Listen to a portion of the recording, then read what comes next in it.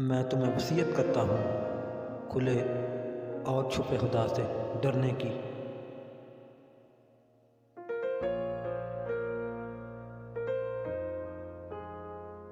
کھانے، سونے اور بولنے میں کمی کرو، گناہوں سے دور رہو،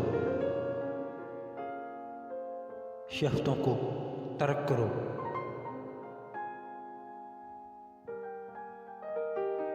قیام شب اور روزوں کا اہتمام کرو، ہر طرح کے انسانوں کی جفاؤں کو برداشت کرو، نادانوں اور عامیوں کی ہم نشینی چھوڑ دو، نیکوں اور بزرگوں کی صحبت اختیار کرو،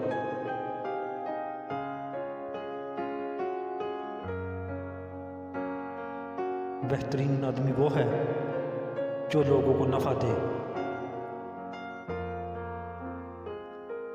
بہترین کلام وہ ہے جو مختصر اور دلیل والا ہو۔ اے انسان، ہر راز کسی نہ کسی وقت ظاہر ہو رہا ہوتا ہے، اس لیے بدی کا بیج نہ بو، وہ ضرور اگے گا۔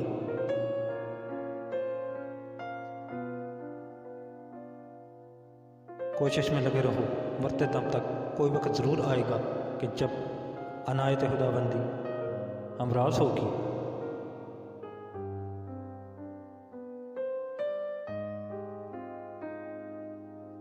ہستی کائنہ فنا میں ہے، فنا اختیار کر تاکہ تو ہستی کو دیکھ سکے۔ دل ایک آئینے کی طرح ہے، اگر وہ بدی سے پاک ہے تو اس میں خدا بھی نظر آ سکتا ہے۔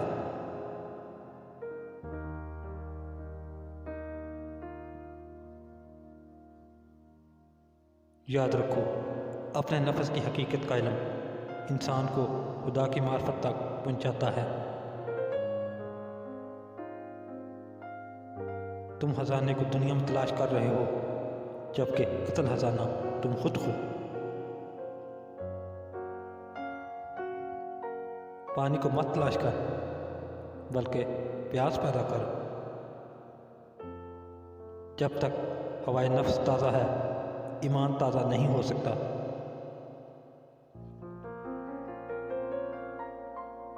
دانائی کا تعلق بالوں کی سفیدی سے نہیں، دل اگر سیاہ ہو تو سفید داڑھی کی کیا وقت ہے۔